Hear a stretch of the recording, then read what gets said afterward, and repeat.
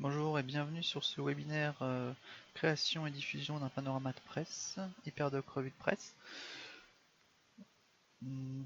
Sur ce webinaire présenté par Alexis Dupont, je vais vous parler donc de la création et la diffusion d'un panorama de presse. La société ELP est une société éditrice de logiciels de gestion documentaire spécialisée dans la bibliothéconomie et l'archivage.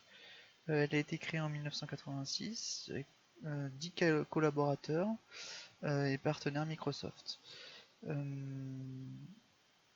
Nous avons une gamme qui s'appelle Hyperdoc qui est orientée autour de la solution SharePoint, Microsoft SharePoint. Aujourd'hui nous allons parler de Hyperdoc Revue de Presse. Nous avons également des solutions autour de la gestion de photos et des vidéos, Hyperdoc Photomédia. Nous avons Hyperdoc Archive qui va gérer l'archivage physique et numérique des documents, Hyperdoc Librairie pour la bibliothéconomie, et Hyperdoc Portail pour la publication de documents sur un portail externalisé. Voilà, donc ça fait un ensemble de solutions qui peuvent être aussi mixées, c'est-à-dire on peut associer plusieurs solutions pour en faire une seule. Cette Hyperdoc Revue de Presse peut répondre aux besoins d'un service d'archives, d'un centre de documentation, d'un service de communication, aussi bien dans un organisme public ou privé. Hyperdoc Revue de Presse permet la collecte, le stockage des articles et facilite la génération d'un panorama de presse. La diffusion peut se faire en interne ou en externe.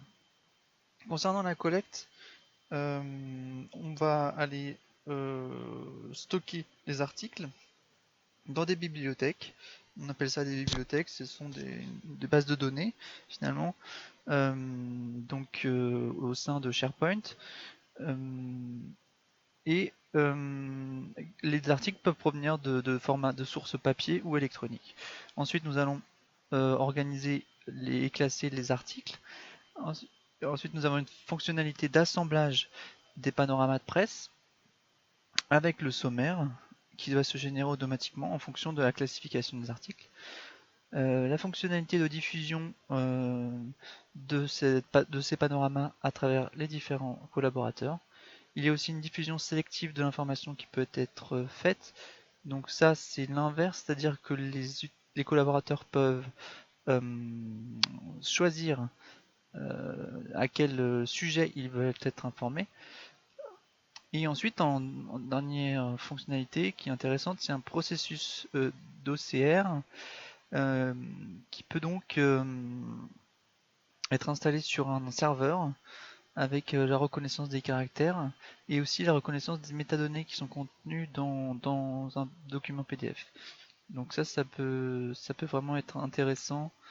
Euh, voilà, ça peut alimenter automatiquement votre source d'articles à partir d'un répertoire, par exemple alimenté par un scanner qui va. Voilà. Hyperdoc Revue de Presse, donc pour le programme de ce webinaire, euh, dans un premier temps, je vais vous présenter la collecte et comment on va référencer les articles de presse. Ensuite, la sélection des articles de presse pour la diffusion dans un panorama. Comment on va assembler le panorama et la gestion du sommaire. Et puis, pour terminer, la diffusion du panorama de presse à travers les différents collaborateurs. Donc voilà, je vais basculer sur mon écran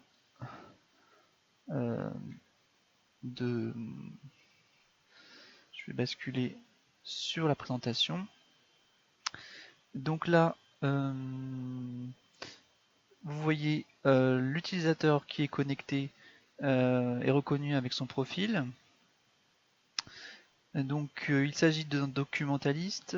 Donc le documentaliste euh, a plus de droits qu'un utilisateur. Donc le documentaliste peut ajouter et classer des articles, et puis il a également les droits de créer des panoramas de presse et d'administrer des panoramas de presse. Un utilisateur, lui, pourra juste consulter des articles et les rechercher. Il ne pourra pas avoir accès voilà, aux produits documentaires. Produits documentaires, c'est les revues de presse. Donc voilà pour cette partie-là. Sur l'écran d'accueil, on peut paramétrer comme on le souhaite. Là, voilà, on présente les derniers panoramas de presse publiés. Voilà, le menu aussi à gauche est personnalisé en fonction du profil. Donc quand on va sur la source, sur les articles, sur le fond d'article, on peut voir les différents articles qui ont déjà été intégrés. Donc pour collecter des articles ou pour ajouter des articles, on peut faire soit tout simplement un drag and drop, donc déposer un document sur l'espace de stockage qui se trouve ici, soit on peut l'alimenter automatiquement grâce à un processus OCR comme je vous ai dit tout à l'heure, mais on peut également utiliser les boutons du haut et faire fichier, télécharger un document, et dans ce cas là on va aller choisir un document qui se trouve sur notre espace de stockage local. Voilà. Alors il faut avoir préparé un petit peu.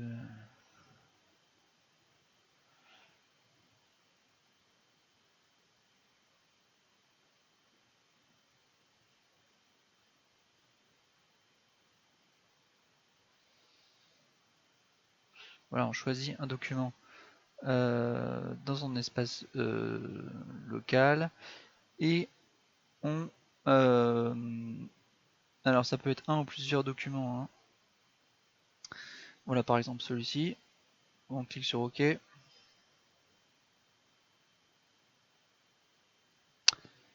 une fois que le document est déposé, on peut choisir on peut renseigner les métadonnées. Alors voilà, on renseigne les différentes métadonnées. Donc là, par défaut, on a intégré des métadonnées titre, date, résumé, rubrique, source déjà publié. Donc ça c'est pour savoir si l'article a déjà été publié ou pas. Date de parution, publication thématique ou thésaurus. Donc là, vous renseignez vos métadonnées. Il y a une aide à la saisie pour certaines rubriques, donc pour certaines métadonnées. Donc par exemple, la rubrique, c'est un champ référentiel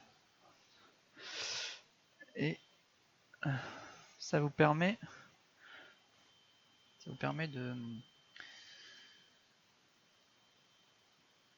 de ne pas faire d'erreur finalement, de référencer, de choisir à travers des données qui sont parmi une liste par exemple. Donc là les rubriques c'est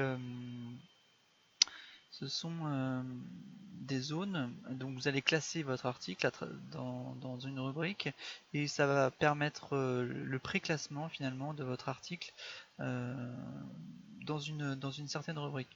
Lorsque vous allez faire le produit documentaire, le sommaire se fera automatiquement à travers cette rubrique. Donc ça permet de faire un sommaire automatique. Vous pouvez là choisir aussi une source. Donc là par exemple c'est la Gazette des communes. Voilà, une date de parution. Et il y a aussi un champ thésaurus. Donc là je commence à taper les premières lettres et ça va aller rechercher à travers ce thésaurus euh, un mot-clé. Donc voilà.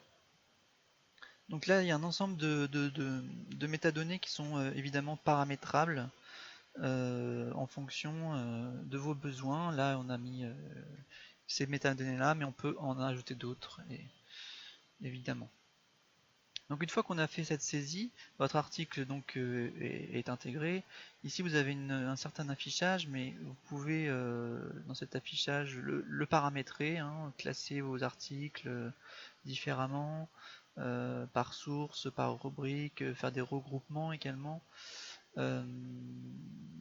Par exemple, là je vais choisir uniquement les articles de la source Gazette des communes. Donc là je retrouve mon article que je viens de saisir. On peut voir également uniquement les articles par exemple qui n'ont pas été publiés. Donc ça c'est intéressant, c'est des articles qui n'ont pas fait partie d'un produit documentaire, d'une revue de presse. Donc ça me permet de ne pas republier plusieurs fois le même article. Ça c'est une fonction intéressante. Donc là je vais faire partie, je vais passer à la deuxième partie de ce webinaire, la sélection d'articles de presse à diffuser. Donc là l'idée c'est de sélectionner à travers ce fond d'articles, de sélectionner des articles et de les ajouter aux produits documentaires. Donc là dans l'administration des produits documentaires, vous voyez on peut en avoir plusieurs en cours. Donc là j'en ai plusieurs. C'est-à-dire que vous pouvez travailler sur plusieurs panoramas de presse en cours. Vous pouvez avoir un panorama de presse sur la réglementation, un panorama de presse sur les tendances, évolution impactante. Et là, l'idée, c'est, j'en ai un, quand je sélectionne des articles et je clique sur ajouter au panorama de presse, et quand je clique sur ajouter au panorama de presse, ben, je choisis dans quel panorama de presse je vais ajouter ces articles. Donc là, c'est une fonctionnalité qui est très simple. Et donc, une fois que j'ai rajouté voilà, le bouton se trouve ici, ajouter au produit documentaire. Et voilà, une fois que j'ai fait ça, je peux aller voir le produit documentaire et, donc consulter le contenu du panorama de presse. Donc, donc dans celui-ci, bon, il n'y a pas d'article, dans celui-ci non plus.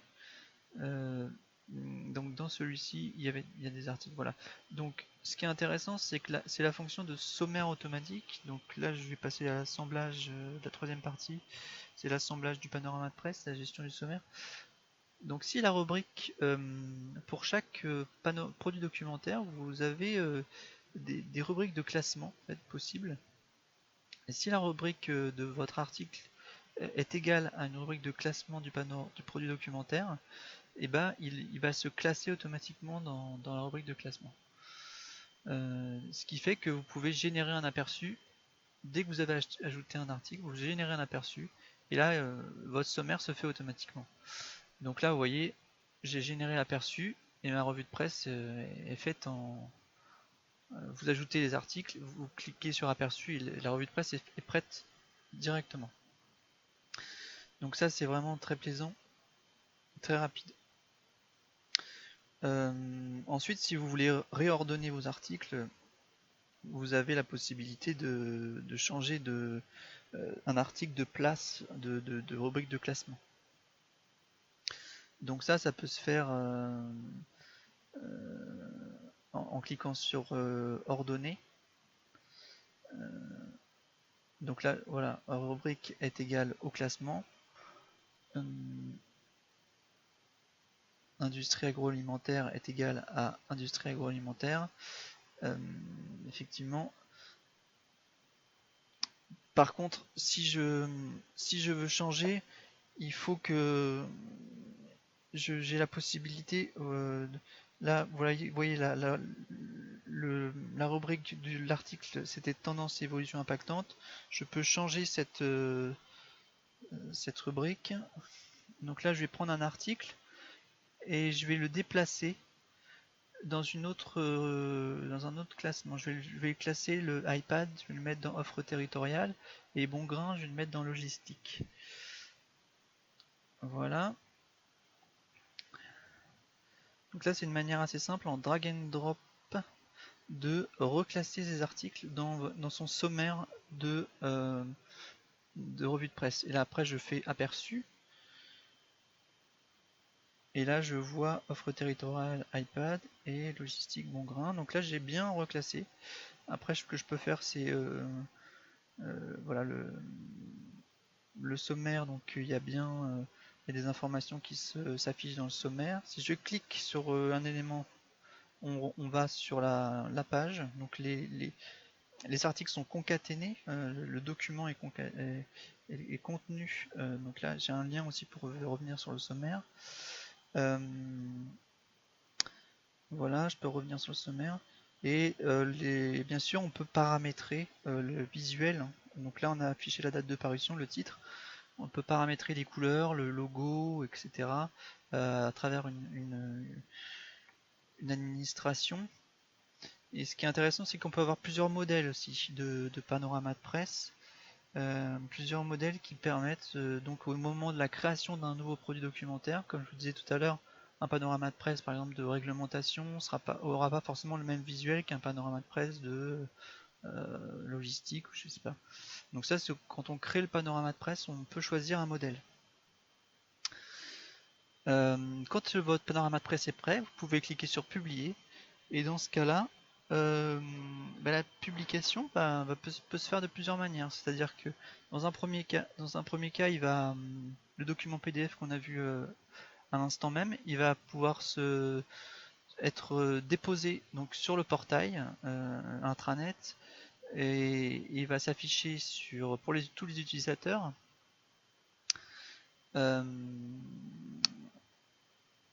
Donc dans ce cas-là, il va se mettre sur la page d'accueil et il sera accessible sur la page d'accueil pour tous les utilisateurs. Lorsque les utilisateurs se connecteront, ils auront accès ici aux différents au panorama de presse publiés. Vous avez également la possibilité de publier. Donc là, c'est la diffusion du panorama de presse auprès des collaborateurs. Je vais vous montrer peut-être l'administration. Donc là, c'est un peu plus complexe, mais ça vous permet de mieux comprendre. Donc là, on voit les différents modèles de panorama de presse. Donc, il y a une fonction qui est intéressante, c'est la fonction lien par email. Ça permet d'envoyer le lien vers le document dont j'ai parlé, le document PDF, à un groupe de personnes au moment de la publication et d'envoyer un email avec le lien. Donc, dire bah voilà, le document a été publié, voici le lien. Vous avez la possibilité aussi d'avoir la fonction email. Donc, dans ce cas-là, c'est un mail qui va être généré avec directement la, la revue de presse, mais au format HTML si on veut, c'est au format avec tous les liens vers tous les documents qui contiennent la revue de presse. Donc ça permet aux utilisateurs de pouvoir cliquer directement dans l'email, d'avoir vraiment le contenu de la revue de presse, pas uniquement le contenu, c'est-à-dire tous les articles, pas uniquement la revue de presse. Voilà. Ensuite, donc là, on peut paramétrer évidemment les différents contenus qu'on peut mettre dans l'email, les métadonnées, voilà. Et puis voilà, je crois que c'est tout. Donc ça, c'est vraiment très intéressant.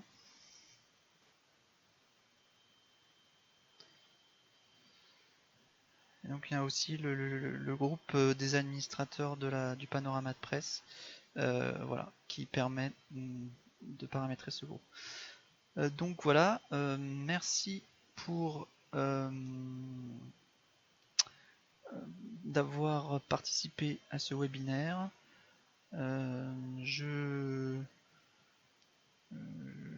N'hésitez pas si vous avez des questions. Vous pouvez les poser sur info@elp.fr. Je vous dis à bientôt pour un prochain webinaire.